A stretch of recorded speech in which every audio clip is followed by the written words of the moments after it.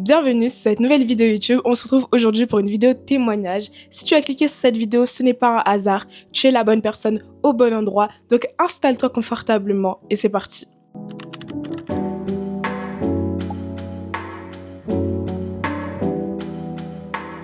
Ça me fait vraiment sourire quand je me dis que là, je fais une vidéo spéciale témoignage. Parce qu'il faut savoir qu'il y a encore quelques temps, genre vraiment il n'y a pas longtemps, j'ai méprisé grave mon témoignage. Je me dis, mais en fait, moi, j'ai pas rencontré Jésus de manière extraordinaire.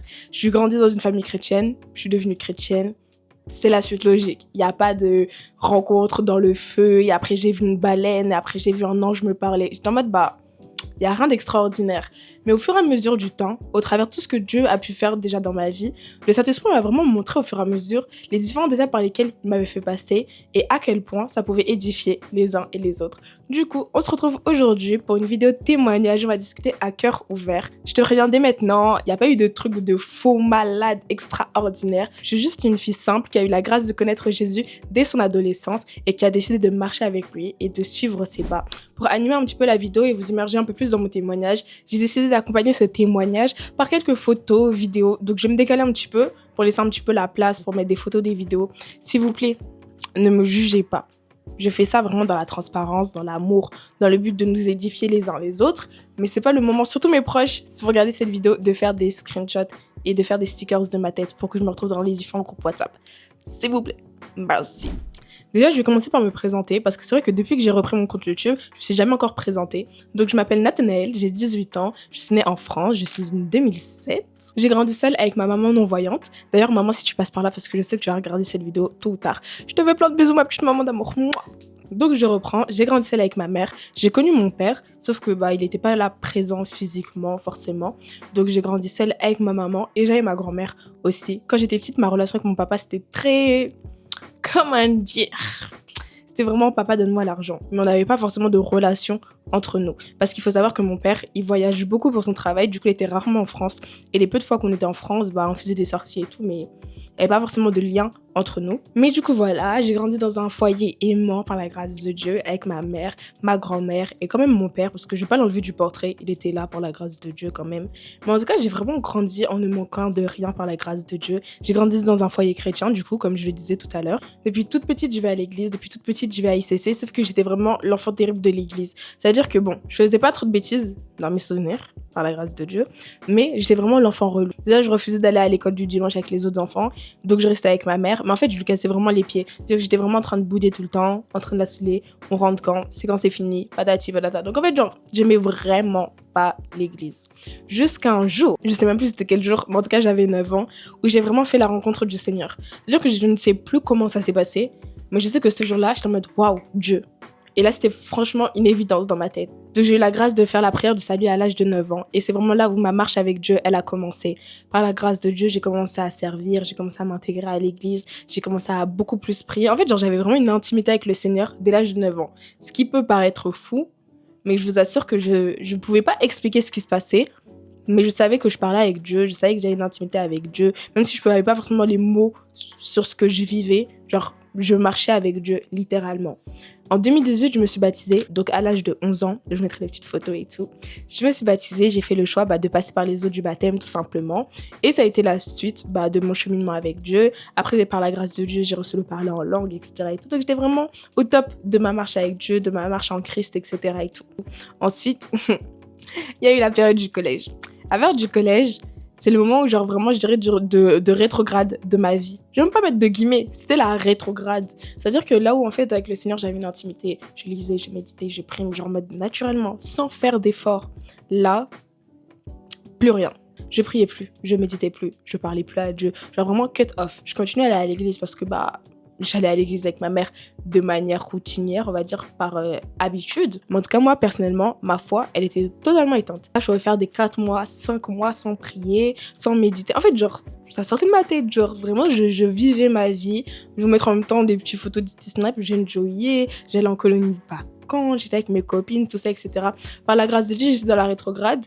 Mais j'ai toujours été une meuf chill, donc j'ai pas fait de dinguerie. Vraiment, merci Seigneur de m'avoir gardée. Mais en tout cas, niveau marche avec Dieu, c'est comme si on avait mis un gros pause. Donc on avance sur la période du collège, 6e, 5e, 4e, 3e. 3e, il y a le Covid-19. Le Covid, on n'a plus les cours, on est confinés à la maison. En fait, pendant cette période-là, Ouais, il y avait vraiment une era sur les réseaux. C'est-à-dire que je pense que c'était vraiment tout un environnement. En fait, surtout pendant cette période-là, je me suis rendu compte à quel point je me sentais vide. C'est-à-dire que, en fait, là, il n'y avait plus l'école qui m'occupait. Il n'y avait plus mes copines que je voyais tout le temps. Il n'y avait plus ceci, cela et tout. Et en fait, c'est là où je me suis rendu compte que toute la vie, entre guillemets, que j'avais façonnée avec mes copines, tout ça, la vie, en fait, l'école, genre la vie normale, si on enlevait toutes ces activités-là, à l'intérieur de moi, je me sentais totalement vide. Genre, je sentais qu'il y avait un manque, que je ne savais même pas mettre des mots sur ce que c'était. Mais j'étais en mode, mais en fait, genre, ça va pas là. Genre, ça va vraiment pas. Et c'est comme ça que petit à petit, je suis revenue vers Dieu. Mais je suis pas revenue vers Dieu totalement. Genre, j'étais vraiment un pied dedans, un pied dehors. Dans le sens où j'étais en mode, oui, il y a le Seigneur, il faut que je me rapproche de lui, mais il y a ma vie. Et je dirais que c'est vraiment une période dans laquelle j'étais vraiment beaucoup dans mes efforts personnels. Parce que c'est vrai que j'avais connu Dieu avant et je savais que là, je m'étais éloignée, qu'il fallait que je revienne. Mais du coup, j'ai pas cherché à reprendre avec Dieu. J'ai seulement cherché à reprendre ce que je faisais avant. Et souvent, je sais que ça, c'est tellement un défaut qu'on a quand on a rétrogradé. On veut tout de suite revenir à ce qu'on avait avant. Revenir à l'intimité qu'on avait avec Dieu avant. Revenir au temps de prière, aux habitudes, aux choses qu'on avait avant. Et moi, je sais que franchement, pendant cette période, 3e, passage en seconde, c'est vraiment quelque chose qui m'a fait défaut. C'est-à-dire qu'en fait, je me fatiguais beaucoup, mais vraiment beaucoup, avec beaucoup d'efforts personnels, où moi, j'essayais de faire les choses. C'est-à-dire que tous les lundis, je recommence un nouveau plan biblique. Je me dis non, là maintenant, je lis ma Bible. Là maintenant, je prie. Là maintenant, en fait, je sais pas, j'essayais d'être la chrétienne que j'étais auparavant. En fait, dû à mes expériences passées, j'avais comme formé un idéal type de la chrétienne que je devais être. Et maintenant, pendant toute cette période-là, je m'efforçais par mes propres forces à rentrer dans ce moule, à rentrer. Donc en fait, ça marchait pas. Du coup, j'étais très découragée. Du coup, j'avais un pied dedans, un pied dehors. Un coup, quand j'avais la motivation, j'essayais de faire des choses. J'essayais de méditer, j'essayais de prier, j'essayais de lire la Bible, j'essayais d'aller à l'église. Enfin non, je suis toujours allée à l'église parce que ma mère allait à l'église, du coup, j'allais à l'église. Mais en tout cas, j'essayais de faire des efforts. Mais en fait, ça donnait pas. Et quand ça donnait pas, je me décourageais et je retournais aux choses que je faisais avant. Donc on va dire que franchement, j'étais un pied dedans, un pied dehors, un coup oui, un coup non. Je faisais des efforts, mais je me décourageais. À un moment, j'en pouvais plus. À un moment, ça me saoulait. À un moment, j'étais frustrée parce que j'ai l'impression qu'il y avait aucun résultat, que ça changeait rien, que même si je priais, Dieu m'entendait pas parce que c'était la même chose. Et je me décourageais au bout de quelques temps. Et ça a été au bas, je dirais genre de fin 3e, été de passage de 3e à la seconde. Et la seconde. La seconde. Parce que du coup, oui, désolée, je fais mon témoignage à base d'année scolaire. Parce que franchement, c'est ça mon repère dans le temps. Donc mon année de seconde, ça a été mon année de brisement. Maintenant, je l'ai dit avec le sourire et tout. Mais je crois qu'il n'y a pas une année où j'ai autant pleuré. Et je sais que c'est vraiment ce qui m'a le plus marqué dans cette année. Et par exemple, quand je retournais un peu dans mes memories, tout ça et tout, pour retrouver des photos, des vidéos, etc., je me suis rendu compte qu'en vrai, j'ai fait plein de choses en fait cette année. J'ai vu mes copines, j'ai sorti et tout. Nanana. En fait, dans ma tête, j'avais vraiment un portrait très noir de cette année. Mais en fait, je me suis rendu compte que, en soi, si on regardait de façon extérieure, en fait, mon année de seconde a été plutôt chill. Genre, je sortais, même si c'était pas la joie tout le temps et tout. En fait, j'avais une vie, etc. et tout. Mais quand je dis que c'était mon année, genre vraiment de tristesse, c'est pas forcément pour ce qui se passe à l'extérieur, mais c'est pour ce qui se passait à l'intérieur de moi. Je me sentais tellement seule. Pourtant, j'étais entourée. Pourtant, j'avais des copines, mais vraiment, mouah. En plus, on est toujours copines à l'heure actuelle. Donc, franchement, si vous passez par là, mais go, love you. Merci pour votre soutien, pour votre aide, etc. et tout.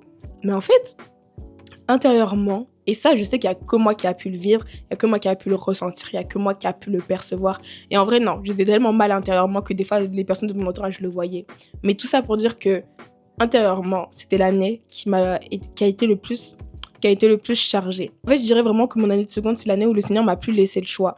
En 3e, il m'a laissé un peu hésiter. Je sais que le Seigneur m'appelle, mais ceci, mais cela, mes amis, mes takatik, mes takata. L'été, encore, j'étais dans mes un pied dedans, un pied dehors. Seconde, j'ai capté c'était quoi? Donner la première place à Dieu dans sa vie. Mettre Dieu au centre de sa vie. Parce que c'est vrai que des fois, on met ça en bio Insta et tout. Non, mettre Dieu au centre de sa vie, God first et tout. Guys, le brisement que c'est. Parce que justement, Dieu était dans ma vie, mais dans mon cœur, il n'avait pas du tout la première place. C'est-à-dire que, en fait, j'étais vraiment très mes activités, l'école, les copines, ma famille, je enjoy, je truc et tout. Non. Et après le dimanche, j'allais avoir Dieu.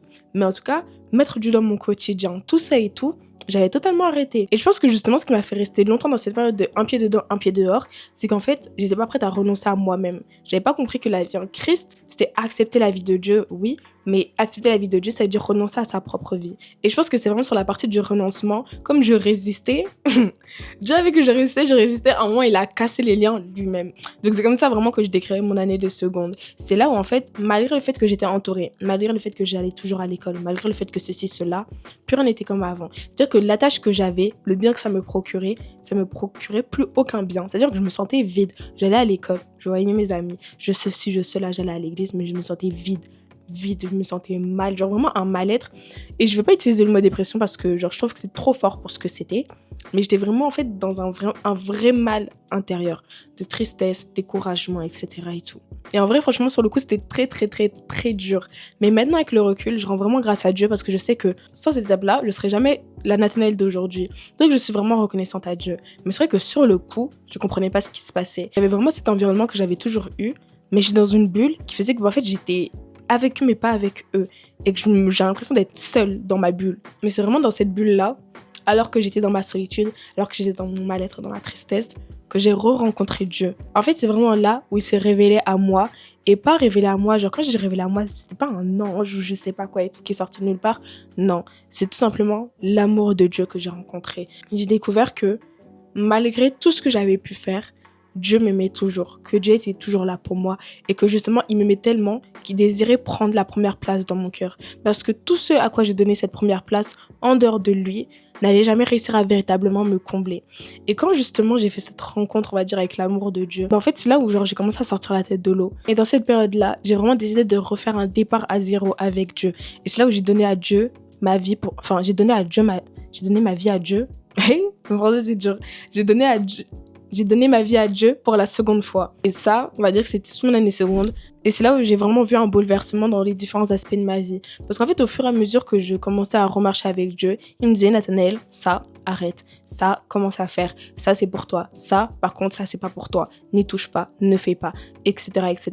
Et c'est vraiment là où j'ai commencé à marcher dans la consécration avec Dieu, avec l'aide du Saint-Esprit. Parce qu'en fait, c'est pas moi qui me mettais des restrictions, mais c'est comme si des fois, je faisais des choses et je sentais au fond de moi que ça, Nathanaël, c'est pas pour toi. Arrête ça. Genre vraiment, arrête ça. Et c'est vraiment comme ça que, au fur et à mesure, je remarchais avec Dieu, que j'ai recommencé à aller à l'église. Enfin, quand j'ai recommencé à l'église, j'allais toujours à l'église, mais c'était pas avec le même mindset. Là, c'était moi qui venais rencontrer mon Seigneur. C'était plus moi qui venais accompagner ma mère. Pour resituer un petit peu dans le temps, là, on se retrouve vers la fin de la seconde. Et surtout, vraiment, cet été, de la seconde à la première, c'est l'été où je me suis vraiment intégrée à l'église, où j'ai commencé à participer au programme des jeunes, où j'ai commencé à me faire des amis en Christ, où, en fait, genre, j'ai eu un boost comme ça dans ma foi. Donc, c'était vraiment un renouveau, en fait, dans ma vie. Et ça s'alignait vraiment avec le mood de l'église en ce moment, parce que c'est le moment où, justement, le site de la Cité Royale, je mets des photos dans tous les cas, le site de la Cité Royale a ouvert à ICC. Et c'est là où j'ai commencé vraiment à venir au culte avec mes amis, à faire les temps, les événements, les dynamiques, où j'ai commencé à servir, etc. Mon premier service, c'était avec les enfants. Donc, je savais avec les enfants. Et franchement, Impact Junior à jamais dans mon cœur. Donc, j'ai commencé à m'intégrer. Il y avait la dynamique des ados. Du coup, moi, j'étais dans la dynamique des ados de mon église. Donc, c'était des temps avec les ados. On discutait, on priait. On avait des temps de communion fraternelle. Des temps de communion fraternelle, c'est comme des temps de jeu, d'échange. On discute, on apprend à se connaître, etc. et tout. Il y avait vraiment tout type de temps. Autant de temps de prière, autant de temps d'enseignement, autant des temps de communion fraternelle. Et je pense que c'est vraiment avec ce mixte-là qu'a su m'apporter l'église locale que j'ai pu grandir dans ma foi, être bâtie, être construit comme jamais je l'ai été auparavant. En fait, je rends tellement grâce à Dieu de pouvoir être à ICC, à l'EJP. Parce que vraiment, la famille ICC, c'est vraiment un endroit où j'ai la grâce d'être construit, bâti. Que ce soit au travers des pères, des mères, des bergers, des pasteurs, des grands frères, des grandes sœurs dans la foi, même des frères et des sœurs. En fait, c'est un endroit où j'ai été challengée, où j'ai été étirée, où j'ai été bâtie, j'ai été construite. Donc vraiment, un grand merci à tous nos pères, nos bergers, nos pasteurs, nos grands frères, nos grandes sœurs dans la foi. Un grand merci grâce Léa. Franchement, en fait, je ne peux pas. Faut que je fasse une vidéo à part sur les bienfaits d'église locale parce qu'en fait, j'ai trop de choses à dire. Un autre événement très important dans ma marche avec Dieu qui m'a fait rentrer, je dirais, dans la vraie vie en Christ, c'est à ma rentrée de première lorsque j'ai appris que j'allais devenir pilote. Donc pour vous expliquer un peu en gros, dans mon église, le dimanche, on a le grand rassemblement avec tous les membres de l'église, mais en semaine, on a un temps dans la semaine, moi personnellement c'était le mardi, où on se retrouve en plus petits groupes. C'est-à-dire que le dimanche, c'est le moment où il y a tout le monde, le grand rassemblement familial. Mais une fois dans la semaine, on a des rassemblements en plus petits groupes dans des maisons. Du coup, moi, c'était chez moi, grave dans ce salon-là où je suis en train de filmer actuellement, où on se retrouve avec les jeunes qui habitent dans notre quartier, dans notre secteur, etc. et tout, pour pouvoir passer des temps dans la présence de Dieu, méditer, discuter, échanger sur le culte précédent qu'on a eu à l'église. Et donc moi, j'ai été pilote et hôte. Pilote, c'est celui qui est chargé de conduire le temps, donc faire le temps d'échange, de discussion, etc. et tout, prendre soin un peu des personnes qui viennent à la maison, etc. Et hôte, donc c'est le fait de recevoir les gens à la maison. Quand je dis que c'est une étape qui a été cruciale dans ma marche avec Dieu, c'est parce que c'est vraiment ça qui m'a fait sortir de la vie chrétienne égoïste à la vraie vie en Christ. Parce que jusqu'à ce jour, je me préoccupais surtout de ma relation avec Dieu. Comment est-ce que moi je vais avec le Seigneur? Comment est-ce que mon intimité avec Dieu est? Est-ce que j'arrive à prier? Est-ce que j'arrive à méditer? Est-ce que j'arrive à faire ce que Dieu me demande, etc. et tout? Et est-ce que j'arrive à aimer Dieu? Est-ce que ce qui n'est pas mauvais. Mais quand on regarde vraiment à la vie de Jésus, on voit que Jésus, c'était une personne qui était tournée vers les autres et qui avait comme préoccupation de prendre soin des âmes de son Père. Et c'est justement avec la FIJ, par le fait de recevoir les gens à la maison, fêter les anniversaires, prendre soin des gens, parler avec les gens, s'assurer qu'ils vont bien, les encourager dans leur foi quand ça va pas bien, etc. et tout, que j'ai appris à être et à faire comme Jésus. Et même, je dirais que personnellement, en fait, ça m'a fait encore plus grandir dans ma foi, parce que déjà, ça m'a fait comprendre, on va dire, de manière pratique, l'amour que Dieu avait envers moi, à quel point Dieu était patient envers moi, à quel point, en fait, comment Dieu fonctionnait avec moi, mais aussi tout simplement dans la mise en pratique de sa parole. C'est pour ça que je bénis vraiment Dieu pour la FIJ, parce que c'est vraiment ça qui m'avait permis de, justement, de pas seulement vivre une vie chrétienne théorique, mais une vie chrétienne pratique. Parce que je sais que ce qui, des fois, nous décourage dans notre foi, c'est que des fois, on est trop dans le théorique. On lit des choses, on médite sur des choses, mais c'est pas vraiment en adéquation avec ce qu'on vit. Alors que le désir de Dieu, justement, c'est qu'on puisse mettre en pratique tout ce qu'on lit dans les Écritures, tout ce sur quoi on médite, les enseignements qu'on a le dimanche, sur la base des Écritures, etc. et tout. Donc ça, c'était mon année de première, de terminale. Par la grâce de Dieu, j'ai eu le bac avec mention bien. Tout s'est bien passé. Je dirais que vraiment, le seul défi auquel j'ai dû faire face, c'était vraiment l'équilibre entre les cours, la vie à l'église, mon intimité personnelle avec Dieu, ma vie personnelle, ma famille, mes amis, où j'ai eu un peu de mal à jongler un peu avec tout ça. Mais je rends grâce à Dieu parce qu'à chaque étape, le Saint-Esprit me corrigeait. C'est-à-dire que des fois, je faisais des erreurs. Mais le Seigneur me reprenait, j'apprenais de mes erreurs, je faisais mieux. Et au fur et à mesure comme ça, on avançait, on progressait tout simplement avec le Seigneur. Après le bac, par la grâce de Dieu, j'ai eu tous mes vœux sur Parcoursup. Donc j'ai pu faire le choix d'aller là où est-ce que je voulais. J'ai décidé d'aller en prépa. La prépa, c'est 2 ans de classe préparatoire pour pouvoir nous préparer justement à passer les concours pour pouvoir entrer en grande école. Donc j'ai fait ma première année. Donc c'est une année qui a été très lourde en émotions, mais je rends grâce à Dieu de vraiment avoir pu le connaître avant la prépa. Parce que je pense que sans Dieu, la prépa, je crois, à plein de moments, j'aurais pété un câble. Donc là, je viens de finir ma première année. Malheureusement, je vais pas passer en deuxième année. J'ai pas eu le niveau pour pouvoir passer en deuxième année. Mais en tout cas, j'ai validé ma première année. Franchement, je rends vraiment grâce à Dieu parce que c'est vraiment au travers des épreuves qu'on vit, qu'on voit si on est bâti sur des fondations solides ou non. Parce que là, genre il y a 1 mois, je crois, ou 2 mois même pas, quand j'ai appris que je passais pas en deuxième année, ça a tellement été un choc. Et c'était la première fois, on va dire, où je faisais face à l'échec. Parce que par la grâce de Dieu, j'avais toujours eu tout du premier coup. J'ai pas eu de grosses difficultés, j'ai pas eu de gros échecs dans ma vie. Donc quand j'ai appris que là, je passe pas en deuxième année, il faut savoir qu'en prépa, on ne peut pas redoubler. Et que là, en fait, genre, j'ai raté mon année. Enfin, j'ai pas raté mon année, mais qu'en fait, genre, j'ai flop, entre guillemets. Ça m'a ébranlé sur le coup. Mais ça n'a pas changé le portrait que j'ai de moi-même. J'avais pas une moins bonne estime de moi ou autre, etc. J'étais seulement bon. C'est un choc, je m'y attendais pas, etc. et tout. J'ai pris le temps de pleurer sur le coup, vous inquiétez pas, j'ai bien pleuré sur le coup, mais ça m'a pas ébranlé, ça m'a pas enlevé ma joie, ça m'a pas enlevé ma paix. J'ai pas commencé à me dire, mais qu'est-ce que je vais faire plus tard? Genre, non, je sais que Dieu est au contrôle, il est avec moi. Et tout comme il m'a gardé là, depuis le début jusqu'à aujourd'hui, il va continuer à me garder jusqu'à la fin par la grâce de Dieu.